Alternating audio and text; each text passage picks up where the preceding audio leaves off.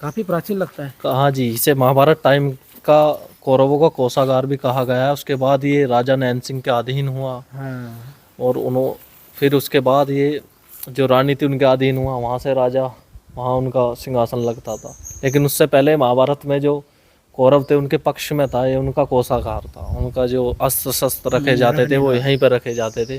कि किस तरीके से ये कोषागार को यहाँ पर रखा गया है। और ये भैंसुमा गांव जो कि भीष्मपुरी के नाम से जाना जाता है, पितामह भीष्म का जन्म भी यहाँ हुआ है। से जो थी एक सुरंग निकली हुई थी जो हस्तिनापुर के लिए जाती थी, वो बंद कर दी थी भैया। ये देखिए आप। ये सुरंग जाती थी इससे, इसमें जो पैड़ी थी वहाँ हस्तिनापुर के लिए निकलती थी ये सुरंग।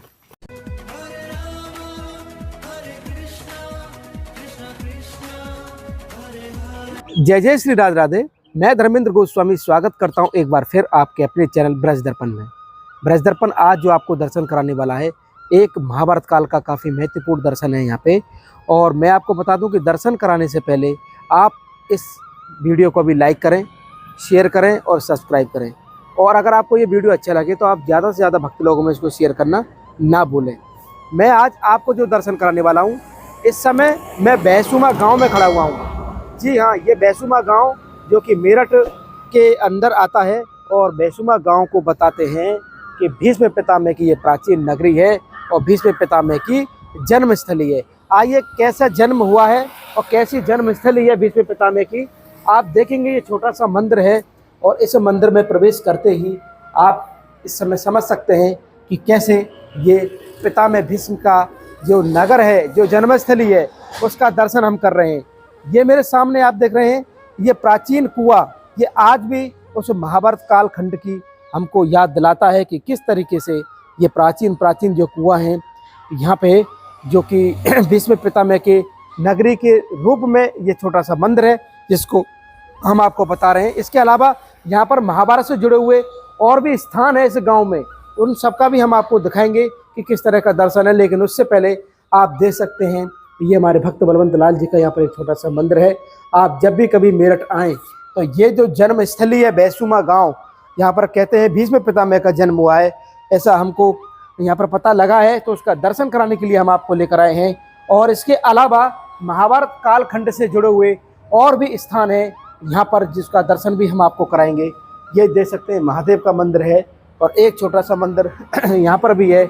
और ये सारा जो आप इस समय देख पा रहे हैं, भीष्म पितामह के नाम से इस भैंसुमा गांव में केवल ये एक छोटा सा मंदिर रह गया है, जो कि उनकी याद यहाँ पर हमको दिलाता है कि कैसे ये छोटा सा स्थान, भीष्म पितामह की प्राचीन नगरी, जन्मस्थली का दर्शन हम और आप कर रहे हैं। आइए चलते हैं, महाभारत से जुड़े हुए कुछ और ऐसी जगह हैं जिनका दर्शन हम आपको कराना चाहते हैं। आइए मेरे साथ में। इस समय हम आपको जो लेकर आए हैं भीष्मपुरी, यानी कि भीष्म पितामह की जन्म नगरी, इस समय भैंसुमा में हम घूम रहे हैं। और इनके घरों को देखिए आप, कैसे पुराने घर भी आपको यहाँ पर दिखाई देंगे और कुछ नए घर भी यहाँ पर दिखाई देंगे। इस समय भैंसुमा में हम आपको प्रत्येक घर को दिखाना चाहते हैं। भीष्म पितामह की कहते हैं ये नगरी है और यहाँ पर जन्म उनका हुआ है। और जब हम आगे की तरफ बढ़ेंगे तो आप कुछ को नए मकान भी देखेंगे और कुछ मकान ऐसे हैं जो कि प्राचीन किले के रूप में भी आप इसको देख सकते हैं। और इनके गेट को भी देखिए, कितने प्राचीन गेट हैं ये। और कहते हैं कि ये जो स्थान है महाभारत काल से जुड़ा हुआ है। और अब हम आपको जो अगला जो दर्शन कराने वाले, एक और जगह है महाभारत काल से जुड़ी हुई, उसका आपको दर्शन कराना चाहते हैं। इस समय हम और आप भैंसुमा में भीष्म पितामह के जन्म स्थान, इस गांव, जो कि इस गांव में जन्म हुआ, उस गांव का दर्शन हम कर रहे हैं। ये देखिए कैसे कैसे यहाँ पर ये घर हैं। और इन घरों से होते हुए अब हम आपको लेके चलेंगे सीधा उस जगह पर जहाँ पर महाभारत का एक और दिव्य दर्शन है जो हमारा इंतजार कर रहा है। प्राचीन मान्यताओं के अनुसार ये गांव भीष्मपुरी के नाम से जाना जाता है और इस गांव को पितामह भीष्म के नाम से भी, की जन्मस्थली के नाम से जाना जाता है। उसी के साथ मैं आपको दिखाना चाहता हूं कि ये पूरा जो स्थान है, ये जो पूरा गांव है, इसको भैंसुमा गांव कहते हैं। और इसी गांव के एक हिस्से में आप देखेंगे कि प्राचीन मान्यताओं के अनुसार इसको कौरवों का कोषागार भी यहाँ पर बताया गया है। जी हाँ, जिसे आज हम दीवान खाना के नाम से सब जानते हैं, लेकिन यहाँ पर कभी कौरवों का कोषागार हुआ करता था। और जब मैं कोषागार बोलता हूँ कौरवों का, तो इसका संबंध वो महाभारत काल से चला जाता है।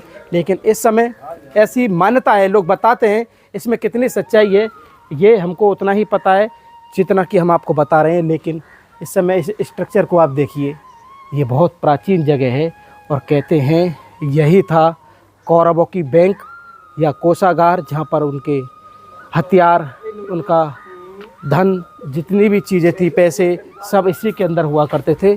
और आपको हम अंदर की तरफ दिखाएं, ये गेट देखिए आप, ये कितना प्राचीन ये गेट है और ये ककरैया ईंटों को आप देख पा रहे हैं। और ये कोषागार, जैसे कि हम आपको बता रहे हैं, आज दीवान खाने के नाम से आपको दिखा रहे हैं। ये मुख्य द्वार है जिसको आप देख रहे हैं। आइए चलते हैं और इसके अंदर का भी आपको दर्शन कराएं। लेकिन उससे पहले इस गेट की मोटाई को आप देखिए, कैसे प्राचीन तरीके से ये बना हो, लगभग 400-500 साल पुराना ये बिल्डिंग का स्ट्रक्चर ऐसा लगता है कि यहाँ है।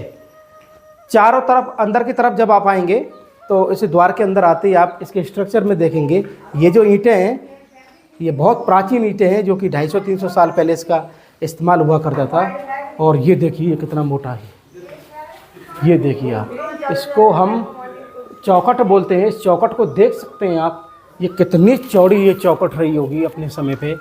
और आइए आगे की तरफ हम आपको लेके चलें। और ये जो हिस्सा है बिल्कुल अंदर घुसने के साथ ही एक बरामदा टाइप का यहाँ पर हमको मिलेगा। और आप महसूस कर सकते हैं कि कौरवों के लिए ये कितना गोपनीय स्थान रहा होगा, क्योंकि ऐसी मान्यता है और माना जाता है। ये देखिए आप चारों तरफ का व्यूज दिखा सकते हैं कि ये अंदर से खंडर की तरह यहाँ पर परिवर्तित हो गया है। और 5000 साल हो चुके हैं उस घटना को। उसके बाद कई राजा भी यहाँ पर रहे हैं। और उसके बाद आज की जो स्थिति में आप देख पा रहे हैं वो यही स्थिति है जो कि हम आपको दिखाना चाहते हैं कि किस तरह से ये जो कोषागार है पांडवों का, उसका दर्शन आप कर सकते हैं। ये देखिए आप, ये किस तरीके से ब्रज दर्पण चैनल के माध्यम से हम आपको जो दर्शन करा रहे हैं वो एक एक चीज़ का दर्शन करा रहे हैं कि किस तरीके से ये कोषागार को यहाँ पर रखा गया है। और ये भैंसुमा गांव जो कि भीष्मपुरी के नाम से जाना जाता है, पितामह भीष्म का जन्म भी यहाँ हुआ है और कौरवों का कोषागार भी यहाँ रहा है। आगे की तरफ बढ़ें और इनसे थोड़ा बातचीत भी करेंगे। लेकिन इस समय आप चारों तरफ दिखा सकते हैं, ये जो स्ट्रक्चर है पूरा सेम एक तरीके से दिखता है। और जगह जगह ये कमरे खाने की तरह बनाए हुए हैं। ये देखिए ऊपर का मुख्य द्वार का जो गुंबद है उसका दर्शन हम यहाँ पर कर पा रहे हैं। और मेरे पीछे भी आप देखेंगे कि किस तरीके के ये स्ट्रक्चर है इस समय। ये गेट दिखाइए, ये छोटे छोटे ये देख रहे हैं आप, ये दिखाइए ये किस तरीके का किला इसको हम बोल सकते हैं, जो कि कौरवों का हथियार रखने का एक स्थान हुआ करता था। ये भी सेम उसी की तरह बने हुए हैं। और ये देखिए आप, छोटी छोटी कोठरी के रूप में, जैसे जेल होती है उसके रूप में। यहाँ के जो लोकल निवासी हैं उनसे भी बातचीत करेंगे कि कितना पुराना ये हो सकता है। और अंदर की तरफ आप देखेंगे कि महाभारत के बाद फिर राजाओं के अधीन भी ये रहा होगा। और ये ऊपर का देखा ना, ये आप सोच सकते हैं कि किस तरह का यहाँ पर ये छत है। और पूरा खंडर की तरह इस समय ये किला बन चुका है, जो कि कौरवों का कोषागार के नाम से जाना जाता है। और हमारे साथ में है, इनसे भी बातचीत हम यहाँ पर करेंगे। भैया हमारे साथ में हैं। राधे राधे भैया। राधे राधे। काफ़ी प्राचीन लगता है। हाँ जी, इसे महाभारत टाइम का कौरवों का कोषागार भी कहा गया है। उसके बाद ये राजा नैन सिंह के अधीन हुआ। हाँ। और फिर उसके बाद ये जो रानी थी उनके अधीन हुआ, वहाँ से राजा, वहाँ उनका सिंहासन लगता था। लेकिन उससे पहले महाभारत में जो कौरव थे उनके पक्ष में था, ये उनका कोषागार था। उनका जो अस्त्र शस्त्र रखे जाते थे वो यहीं पर रखे जाते थे। और ये भीष्म नगरी भी है, वहाँ वहीं भीष्म का भी जन्म स्थान यहीं हुआ है। यानी कि दो विरासतों को संभाले हुए है ये गांव, जो कि मेरठ ज़िले के अंदर आता है, भैंसुमा गांव। और हम आपको दिखा रहे हैं ये चबूतरा, जो कि राजा कहते हैं इससे यहाँ से पास से एक सुरंग जाती थी जो द्रौपदी कुंड के लिए, द्रौपदी घाट के लिए जाती थी। अच्छा वो यहाँ से ही जाते हैं। हाँ, वो उस तरफ बंद करा दी गई है, वो 40 साल पहले उसे बंद कर दिया उसको हम दिखाएंगे, लेकिन उससे पहले ऊपर की तरफ हम चढ़े। आप यकीन मानिए कि ये जो स्थान है ना, ये दो चीज़ों को लेके चल रहा है। एक तो महाभारत काल की खंड को, और उसके बाद जो हमारे राजा महाराजा रहे हैं प्राचीन भारतवर्ष में, जिस तरीके का उनका ये किला हुआ करता था, उसका दर्शन हम आपको करा रहे हैं। ये देखिए आप, कितना प्राचीन ये किला है। और हम ऊपर की तरफ है, ये ईंटें देखो, ईंटें हैं, और कितनी सफाई के साथ में यहाँ पर ये ईंट देखो, इनकी कलाकारी, इन्हें लगाने का ढंग, मतलब है पुरानी चीज़ है। हाँ। जैसे किले होते हैं पुराने राजाओं के, उस हिसाब से पुराना तो किला है ही जी। पुराना किला। यहाँ बैठ के तो राजा न्याय करते थे, इस पर बैठ के तो चौतरा जो बनाया है यहाँ प्रजा बैठ। अच्छा, ये न्याय का चौतरा है। यहाँ पर जो राजा थे वो यहाँ पर बैठते थे, न्याय करते थे। ये पूरे चबूतरे पे लोग बैठे करते थे इस तरह का। अच्छा, ये महाभारत काल के बाद की जो लीला है जो बता रहे हैं ये, लेकिन उससे पहले ये कौरवों का कोषागार रहा है, ऐसी मान्यता है, ऐसा लोग यहाँ पर मानते भी हैं। और अंदर की तरफ आप देखेंगे, ये है एक महल की तरह, आप देख सकते हैं। पूरे स्ट्रक्चर को देखिए, इसको बनावट को देखिए कि कितनी प्राचीन तरीके से इसको बनाया गया है। इसके जंगले, रोशनदान, ये सारी चीज़ें यहाँ पर प्रकट करते हैं कि किस तरह से ये किला काफ़ी प्राचीन है, जिसका दर्शन हम आप कर पा रहे हैं। ऊपर की तरफ छत, ये छत देखिए आप, किस तरीके की छत है ये देखो, डाट वाली छत है। ये डाट की छत कहते हैं, डाट की छत। ये जो है ये डाट की छत कहलाती है, बड़ी मजबूत होती है, बहुत मजबूत होती है। अच्छा, ये ईंटों से बनी है, ईंटों से, ईंटों से बनती है, चूने से चूना। सीमेंट नहीं है इसमें, सीमेंट वगैरह नहीं था जब। पहले जो चूना चलता था, ये लोहा, गाटर वगैरह, और इनसे ही बनती है। देख रहे हैं आप, ये कितना ज़बरदस्त स्थान है भैंसुमा गांव, जो कि भीष्मपुरी के नाम से भी हम इसको जानते हैं। और उसी में ये किला है, जो कि इस समय इसको हम कौन सा खाना कहते हैं, दीवान खाना के नाम से आज हम इसको जानते हैं। हाँ दिखा, तहखाने बंद हो गई, वो बंद कर दिए। तहखाने थे, 2 थे। अच्छा, जो अंदर की तरफ गेट पर है। और इसमें जो थी गुफा, यहाँ से मैं आपको बताता हूँ। आई, यहाँ से जो थी एक सुरंग निकली हुई थी, जो हस्तिनापुर के लिए जाती थी, वो बंद कर दी थी फिर। ये देखिए आप, ये सुरंग जाती थी इससे, इसमें जो पैड़ी थी वहाँ हस्तिनापुर के लिए निकलती थी ये सुरंग। और इसमें हम बचपन में हम काफ़ी यहाँ रहे हैं, देखा है मैंने अपने। तो सुरंग 2 है कि एक है? एक सुरंग हस्तिनापुर निकलती थी जाके, हस्तिनापुर। किले नहीं निकलती यहाँ से, है किले के लिए, किले के लिए भी होगी, वहाँ से होगी जी, हस्तिनापुर से हो सकती है। यहाँ से नहीं है। हाँ, यहाँ से नहीं थी। ऐसा ही सुना था, मान्यता तो ये किले तक निकली हुई थी जी। हाँ। इसकी मान्यता तो यही है जी। लेकिन यहाँ से मैंने सुरंग देखी थी, हमने भी देखी, हमारे बड़े बुजुर्गों ने भी ये देखी। शायद विद्युत टेला पे जाके निकला वो है क्या ये? हाँ जी, हाँ जी, हैं? हाँ जी। ये विद्युत टेला पे जहाँ गए थे, ये सुरंग वहाँ निकलती, जो वहाँ पे द्रौपदी उस पर देखा था वो। और ये कितना भीतर था ये?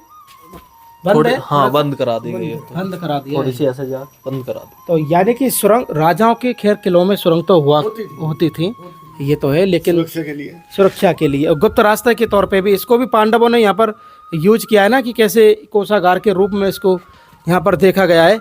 लेकिन इसकी ज़्यादा हाइट नहीं है, अंदर ज़्यादा गहरा नहीं है ये सुरंग। ये सुरंग को आप देखेंगे, थोड़ा आगे की तरफ जाइए, ये जो सुरंग है ना, ये बस थोड़ी है, लेकिन हम आपको दिखाना चाहते हैं क्योंकि ये महाभारत काल से जुड़ा हुआ भी स्थान है। और इसको बंद कर दिया गया है। कहते हैं कि ये द्रौपदी घाट तक निकलती थी, जो कि कई किलोमीटर तक है। आइए बाहर की तरफ आइए आप। और इस तरह का परिदृश्य हम और आप जो देख पा रहे हैं इस समय, ये चारों तरफ आप एक नज़र और करा सकते हैं। ये बंद रहता है फ़िलहाल, है ना, ये फ़िलहाल बंद है खंडर के रूप में। ये ऊपर जाने का ये रास्ता है इसका, ये सीढ़ियाँ हैं, ये भी सब बंद है। तो इस तरीके का जो आनंद था आज का हमारा, ये हमने जो दर्शन कराए भैंसुमा गांव, जो कि मेरठ ज़िले के अंदर आता है।